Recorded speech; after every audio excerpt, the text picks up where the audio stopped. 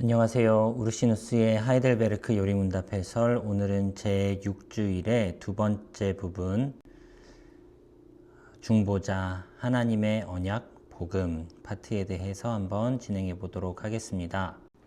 18문, 그러나 과연 누가 참 하나님이요 동시에 참 사람이시며 의로우신 중보자이십니까? 답, 우리 주 예수 그리스도이시니 그는 우리에게 하나님으로부터 오는 지혜와 의로움과 거룩함과 구속이 되셨습니다. 지금까지 우리는 어떤 종류의 중보자가 우리에게 필요한가를 살펴보았습니다. 이제 그 다음 주목해야 할 질문은 이 중보자가 누구냐 하는 것이죠.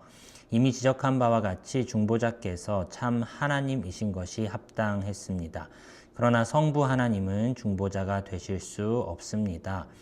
중보자께서는 그 자신이 우리에게 베푸실 것을 친히 지니고 계셔야 했습니다. 그런데 그는 우리가 버렸던 하나님의 아들들의 권한과 칭호를 우리에게 베푸시는 것이 합당했죠. 오직 아들만이 말씀이시요 성부의 사신이시요 또한 하나님의 뜻을 계시하기 위하여 인류에게로 보내심을 받은 자요 그를 통해서 성부께서 역사하시며 또한 성령을 주시는 분이시며 또한 그를 통해서 두 번째 창조가 완수되는 분이십니다. 우리가 새로운 피조물들이 되는 것이 바로 아들을 통한 일이기 때문입니다. 중보자는 또한 사신이시요 하나님과 우리 사이를 화목케 하는 자요 성령으로 우리를 중생케 하는 분이셔야 했습니다. 그러므로 오직 아들만이 이 중보자이십니다. 성령을 직접 보내는 일이 중보자께 속한 일입니다. 그러나 그렇게 성령을 보내시는 분은 오직 아들밖에는 없죠. 물론 성부께서도 성령을 보내시지만 그것은 어디까지나 아들을 통해서 하시는 일입니다. 중보자는 고난을 받고 죽으시는 것이 합당했습니다. 그러나 신격에 속하신 각 위들이 고난을 받고 죽으신다는 것은 불가능했고 오로지 우리의 본성을 취하신 아들만이 그 일이 가능했습니다. 그는 육신으로 나타난 바 되시고 그리스도께서 육체로는 죽임을 당하시고 그러므로 아들이 중보자이십니다. 아들이 중보자시라는 것은 구약의 예언들과 신약의 그 성취와 비교해 보아도 입증됩니다. 그리스도의 행하신 일들과 이적들이 그가 중보자이심을 확증해 줍니다. 너희는 가서 듣고 보는 것을 요한에게 알리되 맹인이 보며 못 걷는 사람이 걸으며 나병 환자가 깨끗함을 받으며 못 듣는 자가 들으며 죽은 자가 살아나며 가난한 자에게 복음이 전파된다 하라. 아들이 중보자시라는 것은 성경의 명백한 증언들로서 입증됩니다. 하나님은 한 분이시요 또 하나님과 사람 사이의 중보자도 한 분이시니 곧 사람이신 그리스도 예수라. 중보자와 관련해서 중요하게 살펴야 할 문제들은 다음과 같습니다. 첫째, 중보자란 무엇인가? 둘째, 우리에게 과연 중보자가 필요한가? 셋째, 그의 직분은 무엇인가?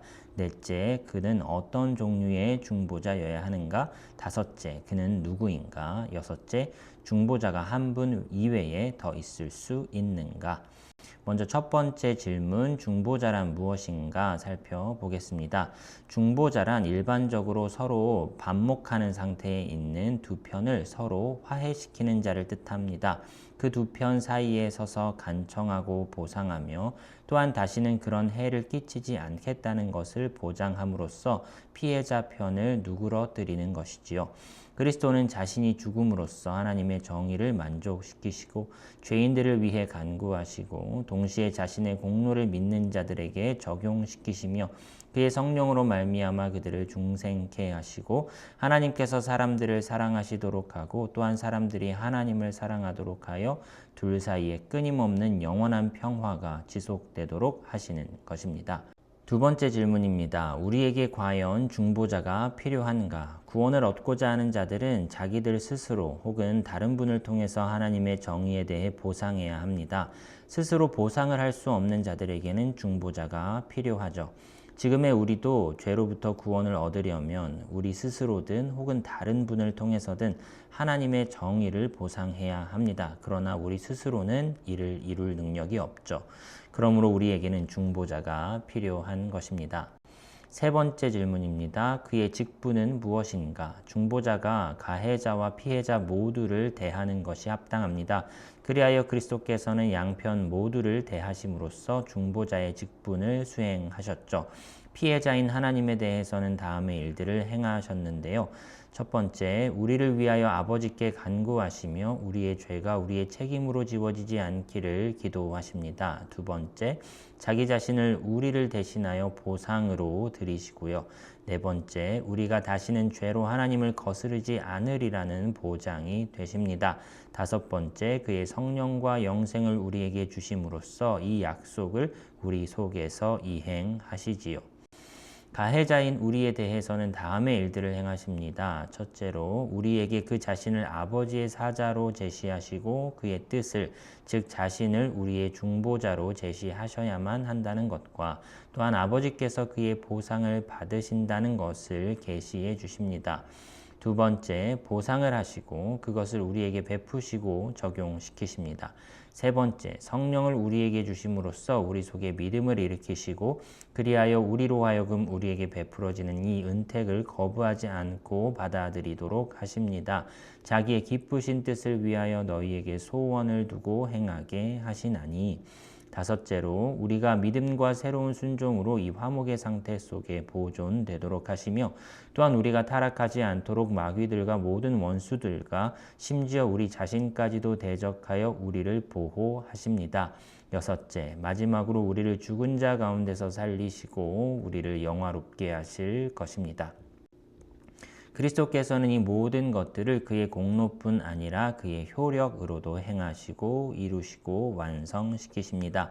그러므로 그가 공로에서와 효력에서 중보자시라고 말할 수 있다라는 것이죠. 네 번째 질문입니다. 그는 어떤 종류의 중보자여야 하는가? 이 질문에 대해서 우리는 우리의 중보자는 사람이어야 하며 인류로부터 본성을 받으셨고 또한 그것을 영원토록 유지하실 참 사람이요 또한 완전히 의로운 사람이어야 하며 동시에 참 하나님이어야 한다고 답변할 것입니다. 한마디로 말해서 그는 신인적인 분이셔야 한다라는 것이죠. 즉 신성과 인성을 그의 인격 속에 지니셔서 하나님과 사람 사이에 참된 중간자시요 중보자이실 수 있는 분이셔야 한다는 말입니다. 다섯 번째 질문입니다. 하나님이요 동시에 사람이신 이 중보자는 과연 누구인가? 본 요리문답 18문에서 보았듯이 지금까지 중보자를 하나님의 아들로 우리 주 예수 그리스도로 말해왔습니다. 성경이 그리스도께 오직 그에게만 다음 세 가지 사실을 적용시키십니다. 첫째로 그가 하나님이시라는 것, 말씀은 곧 하나님이시니라. 성경의 이러한 선언들 이외에 하나님께 드리는 예배와 기원과 기도를 들으시는 사역, 그리고 오직 하나님께만 해당되는 일들을 그리스도께 적용시키는 선언들을 덧붙일 수 있을 것입니다. 둘째로 그가 참 사람이시라는 것, 그리스도의 인성은 그가 사람이셨고 인자이셨고 다윗의 자손이셨고 아브라함의 자손이셨음을 확증하는 성경 본문들을 통해서 입증됩니다. 또한 사람에게만 고유한 일들을 그리스도께 적용시키는 본문들에서도 이 점이 입증되는데요. 곧 자라고 먹고 마시고 알지 못하고 피곤함을 느끼시고 우시고 기뻐하신다는 표현들이 그것입니다. 셋째로 그리스도의 이 두 본성이 한 위격을 이룬다는 것입니다. 신성에게나 인성에게 고유한 것들을 속성들의 교류를 통해서 그리스도의 위격에 적용시키는 성경의 선언들에서 이 점이 입증되는데요. 말씀이 육신이 되어 우리 가운데 거하심에 그도 또한 같은 모양으로 혈과 육을 함께 지니심은 이 모든 날 마지막에는 아들을 통하여 우리에게 말씀하셨으니 그로 말미암아 모든 세계를 지으셨느니라 라는 말씀들을 통해서 그리스도의 신성과 인성이 한 위격 안에 있다라는 것을 우리가 알 수 있다는 것입니다. 여섯 번째 질문입니다. 중보자가 한 분 이외에 더 있을 수 있는가? 하나님과 사람 사이에 오직 한 분 중보자 외에는 없습니다. 그 이유는 오직 하나님의 아들만이 중보자의 직분을 수행할 수 있기 때문이며 하나님의 아들은 오직 한 분밖에 없으시므로 그분 외에는 중보자가 더 있을 수 없는 것입니다. 반론입니다. 그러나 성인들도 우리를 위해 간구한다. 그러므로 그들 역시 중보자들이다. 이에 대한 답변입니다. 그리스도께서 하시는 간구와 이 세상에 사는 성인, 곧 성도들이 자기 자신과 다른 이들을 위하여 심지어 박해하는 자들과 원수들을 위해서 하는 간구는 서로 크나큰 차이가 있습니다. 성인들은 그들의 간구가 효용이 있기 위해서는 그리스도의 공로를 의존해야 하는 반면에 그리스도께서는 자기 자신의 공로에 의존하시기 때문이다라는 것이죠. 하나님의 언약에 관하여 생각해 보겠습니다. 이미 살펴본 바와 같이 중보자는 하나님과 사람 등 서로 어긋나 있는 양편을 화해시키는 자입니다. 이 화해를 성경에서는 언약이라 부르는데 이것은 구체적으로 중보자와 관계가 있습니다. 이 주제를 다루면서 우리가 주목해야 할 문제는 다음과 같습니다. 첫째, 이 언약이란 무엇인가? 둘째, 이것은 중보자 없이도 가능한가? 셋째, 이 언약은 한 가지인가 아니면 한 가지 이상인가? 넷째, 옛 언약과 새 언약은 어떤 점에서 서로 일치하며 또한 어떤 점에서 서로 다른가 하는 질문들입니다. 먼저 첫 번째 질문, 이 언약이란 무엇인가 생각해 보겠습니다. 언약이란 일반적으로 두 당사자 상호 간의 약정 혹은 계약으로서 한 당사자가 스스로 상대방에게 특정한 조건 하에서 뭔가를 주거나 받는 등의 어떤 일을 이행하기로 약속하는 것인데 이때 그 약속을 엄숙하게 인준하고 또한 그것을 깨지 않고 반드시 준수할 것을 확증하기 위하여 특정한 외형적인 표징들과 상징물들이 거기에 수반됩니다. 언약에 대한 이런 일반적인 정의를 볼 때에 하나님과 사람 사이의 상호 간의 약속과 약정이라 정의할 수 있는 성경의 언약을 어떻게 이해해야 할지를 쉽게 가늠할 수 있을 것인데요. 이 언약에서 하나님께서는 사람들에게 그들에게 자비를 베푸시며 그들의 죄를 씻으시며 그의 아들이신 우리의 중보자로 말미암아 그들에게 새로운 의와 성령과 영생을 주실 것이라는 확신을 주십니다. 그리고 이 언약에서 사람은 회개와 믿음을 발휘할 것임을 약속하며 하나님께서 베푸시는 이 큰 은택을 참된 믿음으로 받아 하나님께서 받으실 만한 순종을 드릴 것을 약속하는 것입니다. 하나님과 사람 상호 간의 이 약정은 성례라 부르는 외형적인 표징들을 통하여 확증되는데 성례는 거룩한 표징들로서 하나님의 선하신 뜻과 우리의 감사함과 순종을 우리에게 선포하며 인치는 것입니다. 두 번째 질문, 하나님과 사람 사이의 언약은 어떻게 맺어질 수 있었는가? 이 언약은 오로지 중보자만이 맺으실 수 있었다라고 우르시누스는 말하는데요. 이는 한쪽 당사자인 우리로서는 우리의 죄에 대하여 하나님께 보상하여 그의 호의를 회복할 능력이 없었다는 사실에서 얼마든지 추정할 수 있다라는 것입니다. 세 번째 질문입니다. 이 언약은 한 가지인가 아니면 한 가지 이상인가? 이 언약은 하나요. 그 양상에서는 둘이다. 이렇게 우르시누스는 설명하는데요. 언약은 본질상 하나입니다. 왜냐하면 첫 번째, 하나님도 한 분이시요 하나님과 사람 사이의 중보자도 예수 그리스도 한 분이며 화목의 길도 하나요 믿음도 하나요 처음부터 구원받은 모든 자들의 구원의 길도 하나이기 때문입니다. 고대의 선조들은 과연 우리와 다른 방도로 구원받았는가 하는 것이 큰 문제요. 이에 대해 많은 논란이 있어 왔는데요. 다음의 성경 본문들은 이 문제에 대해 우리가 어떻게 믿어야 할지를 가르쳐 줍니다. 예수 그리스도는 어제나 오늘이나 영원토록 동일하시니라. 그를 만물 위에 교회의 머리로 삼으셨느니라. 다른 이로서는 구원을 받을 수 없나니 천하 사람 중에 구원을 받을 만한 다른 이름으로 우리에게 주신 일이 없음이라. 나는 길이요 진리요 생명이니 곧 나는 심지어 아담이 구원을 얻은 그 길이라는 뜻이다 라고 우르시누스는 해설해 줍니다. 그러므로 율법 아래에서나 복음 아래에서나 구원받은 모든 자들이 유일한 중보자이신 그리스도를 통하여 하나님과 화목되었고 또한 구원을 받은 것입니다. 그러므로 오로지 하나의 언약밖에는 없다라는 것이죠.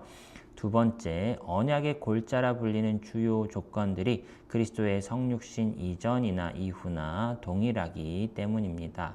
구약에서나 신약에서나 하나님께서는 회개하고 믿는 자들에게 죄 씻음을 약속하시며 사람들은 하나님을 믿는 믿음을 시행하며 자기들의 죄를 회개할 것을 약속하는 것이죠.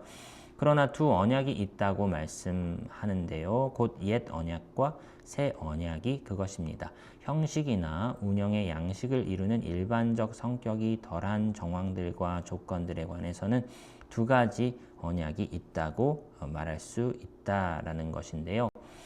네 번째 질문으로 넘어가 보겠습니다. 옛 언약과 새 언약은 어떤 점에서 서로 일치하며 또한 어떤 점에서 서로 다른가?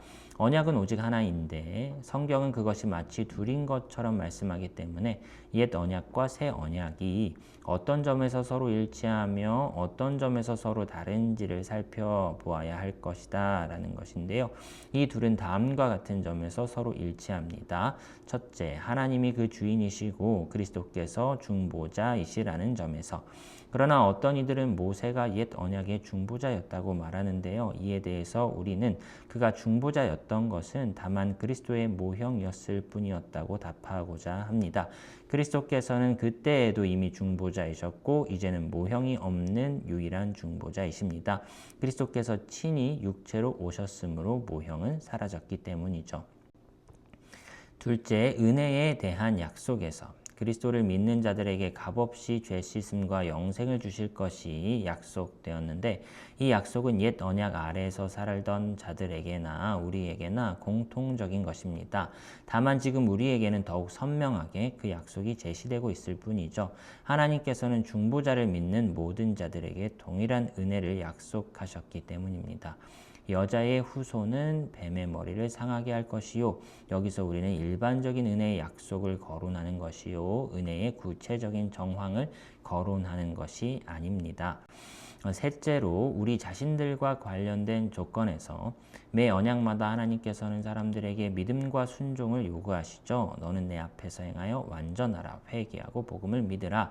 그러므로 새 언약은 하나님 편에서나 사람 편에서나 주요 조건들에 있어서 옛 언약과 일치한다라고 말할 수가 있겠습니다. 두 언약은 하지만 다음과 같은 점들에서 서로 다른데요. 첫 번째로 일시적인 축복의 약속들에서 옛 언약에는 가나안 땅에 대한 약속, 의식적인 예배 형식과 모세 시대의 신정 체제, 그 백성에게서 메시아가 나신다는 것 등 일시적인 성격을 띤 여러 가지 특별한 약속들이 있었죠. 그러나 새 언약에는 일시적인 축복들에 대한 그런 특별한 약속들이 없고 일반적인 약속만 있습니다. 하나님께서는 마지막 종말에 이르기까지 그의 교회를 보존하실 것이고 언제나 교회에 특정한 안식처를 베푸실 것이기 때문입니다. 둘째로 은혜의 약속의 정황에서 옛 언약에서는 믿는 자들이 장차 오실 메시아로 말미암아 또한 그가 드리실 희생제사로 말미암아 하나님의 사랑으로 받아들여졌으나 새 언약에서는 이미 오신 메시아로 말미암아 그리고 그가 이미 우리를 대신하여 드리신 제사로 말미암아 동일한 축복을 얻습니다. 셋째로 은혜의 약속에 첨가된 의식들 혹은 표징들에서 서로 차이가 나는데요. 옛 언약에서는 할례, 유월절, 결례, 제사 등 갖가지 성례들이 있었다면 새 언약에서는 세례와 성찬의 두 가지 성례 외에는 없고 둘 다 모두 간결하고 의미가 깊습니다. 그 선명함에서 차이가 나는데요. 옛 언약에는 장차 올 좋은 것들의 모형과 그림자들이 있었습니다. 제사장들이나 희생제사 등 모든 것이 모형적인 성격을 띠었고 따라서 모든 것이 희미했고 선명하지 않았다라고 말할 수 있죠.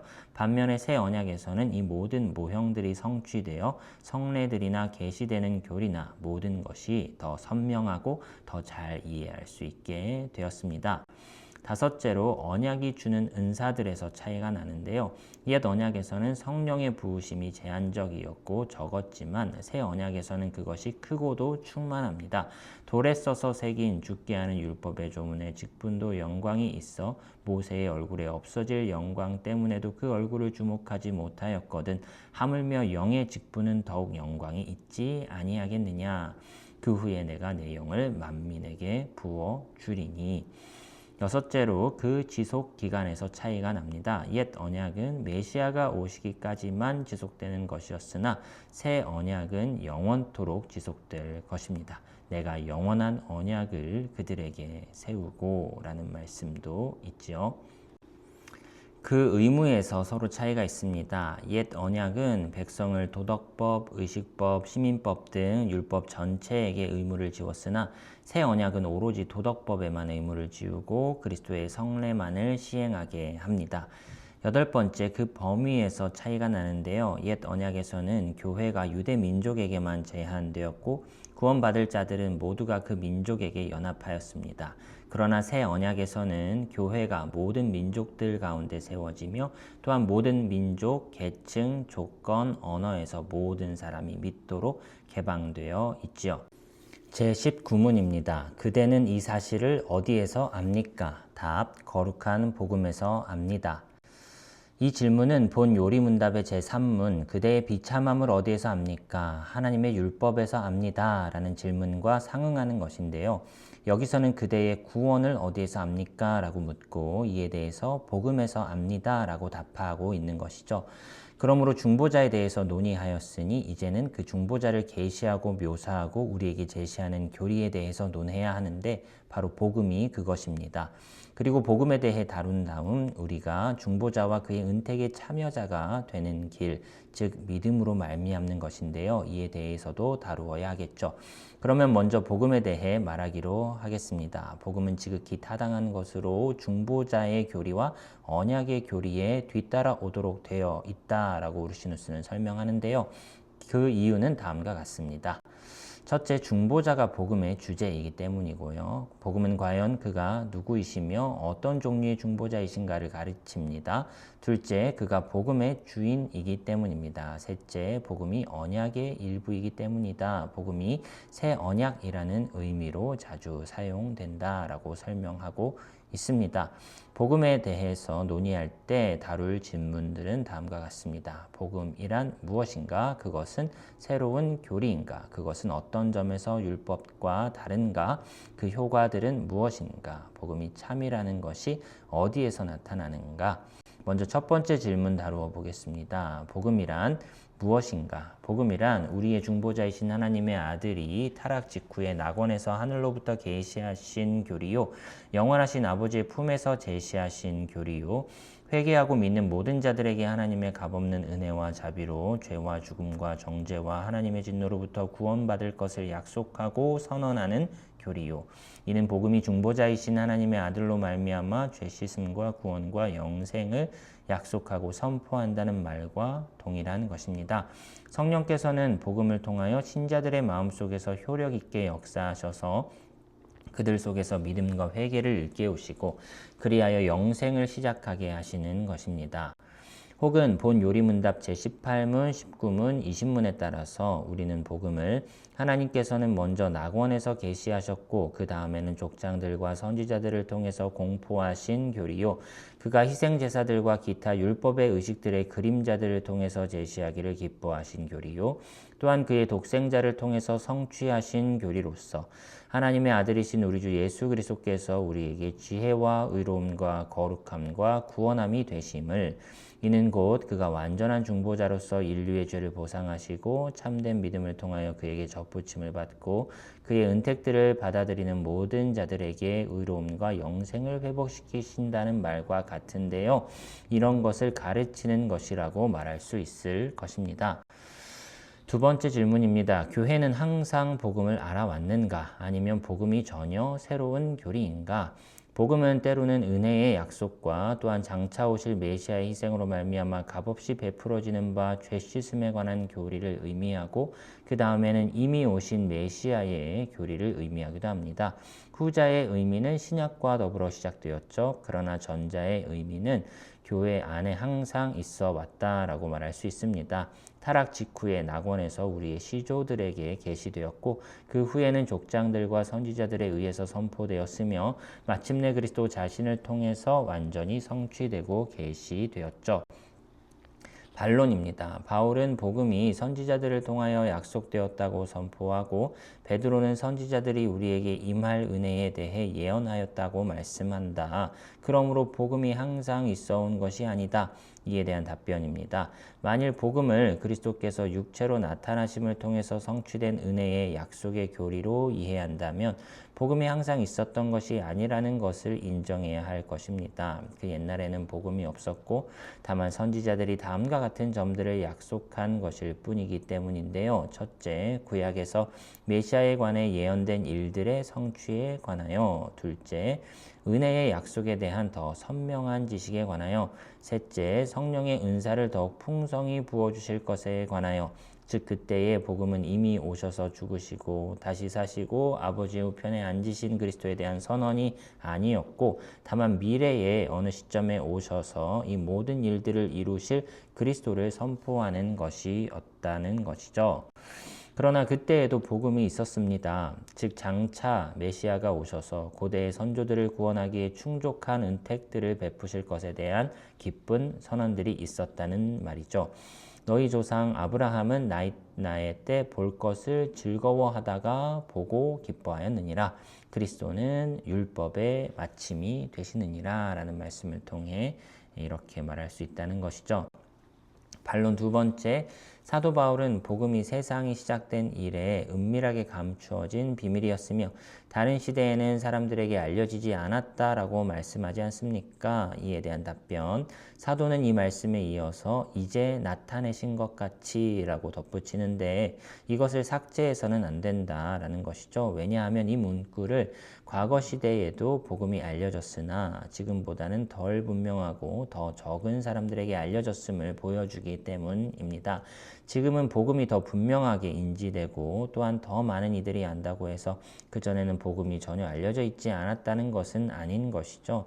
선조들에게도 복음이 알려졌었습니다. 다만 우리들처럼 선명하지 못했을 뿐이죠. 반론 세 번째, 율법은 모세로부터 왔고 은혜와 진리는 예수 그리스도로부터 왔다. 그러므로 복음은 항상 알려진 것이 아니다. 이에 대한 답변입니다. 은혜와 진리가 과연 그리스도를 통하여 왔죠. 즉 모형들의 성취와 과거 구약에서 약속되었던 것들이 충만히 드러나고 풍성하게 적용되는 점에서 그렇다는 말입니다. 그러나 그렇다고 해서 고대의 선조들에게 이 은혜가 전혀 없었던 것은 아닙니다.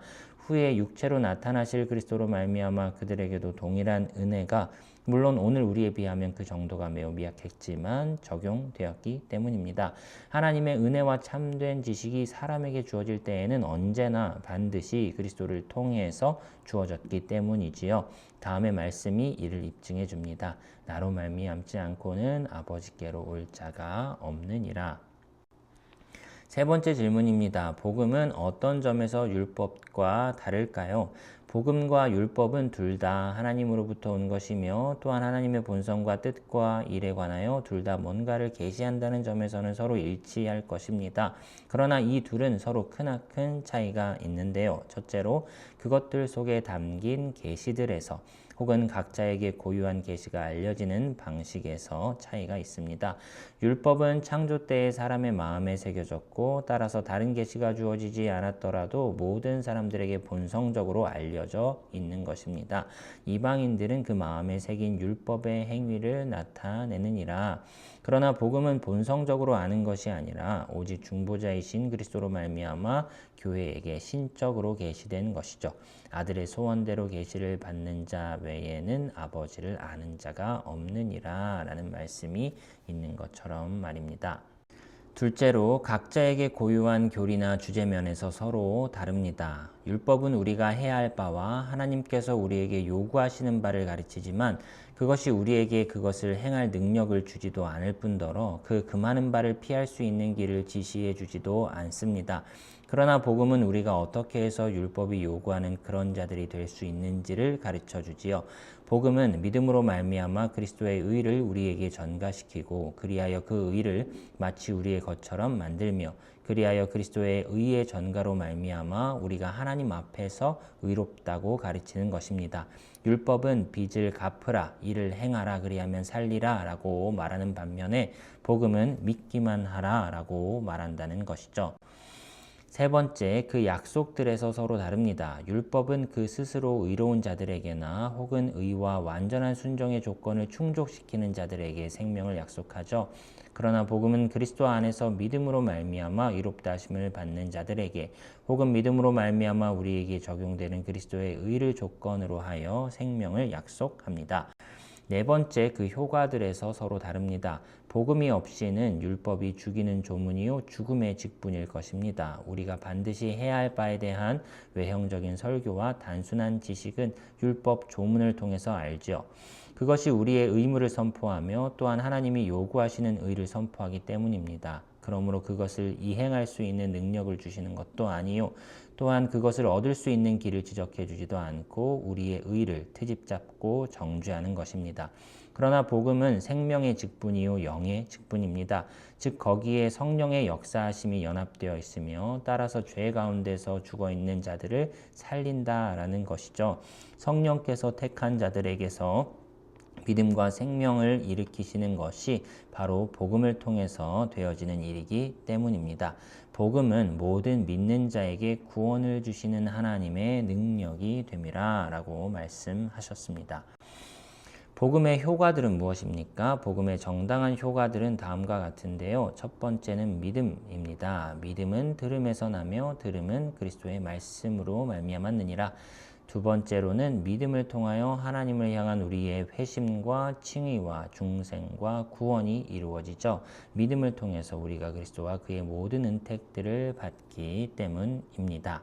다섯 번째 질문, 복음이 진리라는 것이 어디에서 나타납니까? 복음이 진리라는 사실은 다음에서 나타납니다. 첫째, 성령의 증언에서, 둘째, 선지자들이 행한 예언들에서, 셋째, 신약시대에 일어난 이 예언들의 성취에서, 넷째, 복음의 교리를 확증한 이적들에서, 다섯째, 복음 그 자체의 증언에서, 오직 그것만이 죄에게서 피할 길을 보여주며 또한 상한 양심에게 견고한 위로를 주기 때문입니다.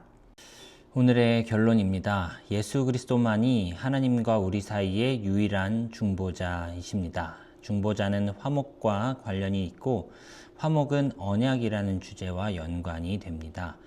예수 그리스도는 하나님에 대한 충분한 보상이 되시고 우리의 성향도 변화시키시어 하나님과 영원하고도 완전한 화목을 이루어 주시는 분이시죠. 비록 옛 언약과 새 언약이 서로 의식들, 선명함, 범위와 지속성 측면 등에서 서로 차이가 있지만 구약시대라고 해서 복음이 없었던 것은 아니었습니다. 그리스도는 하나님께로 나아가는 유일하고 영원한 중보자이시기 때문입니다. 그리스도만이 유일하고 영원한 중보자시라는 사실은 성령과 성경의 증언을 통해 확신할 수 있습니다. 오늘 내용 이렇게 정리해 보았습니다. 오늘도 긴 시간 수고 많으셨습니다. 다음 시간에 믿음 또한 사도신경이라는 주제로 진행해 보도록 하겠습니다. 오늘도 수고 많으셨습니다.